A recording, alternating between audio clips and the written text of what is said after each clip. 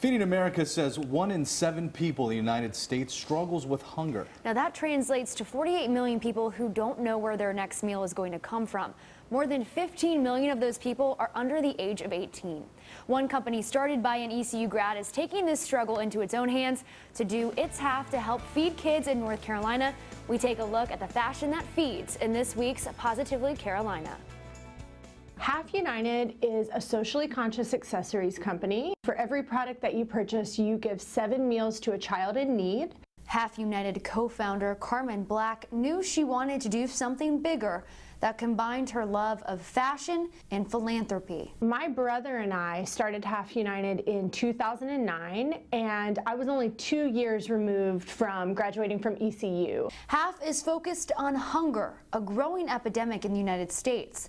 Black says they chose this mission because everyone knows what it feels like to be hungry. And we can all grasp what that means and how 7 meals even in our own lives would help us stay alive. The company feeds people in Cambodia, Fiji, Liberia, but mostly in America, with a laser focus on North Carolina. This position is purposeful, with a goal of starting within and working outwards. It was really important for us to feed children first and foremost in our own backyard and then look abroad. In the last 7 years, Half United has provided more than 500,000 meals. The impact is immediate but lasting and translates into much more than food. We've seen lives being changed. We've seen children that are now looking at their lives from a new perspective because just the little bit of aid we've been able to provide is filling them with hope. So why purchase a Half United product instead of simply donating the money or food? Black says they hope the symbols they sell start conversations that create a movement. When you buy one of our products, you walk away with a reminder of what you've done. You're wearing a product, being reminded, wow, I gave 7 meals to a child and potentially somebody that lives down the street from me. And Ken, you know, we're both very food motivated ourselves. I can barely remember my name, let alone perform well in a classroom if I have an empty stomach.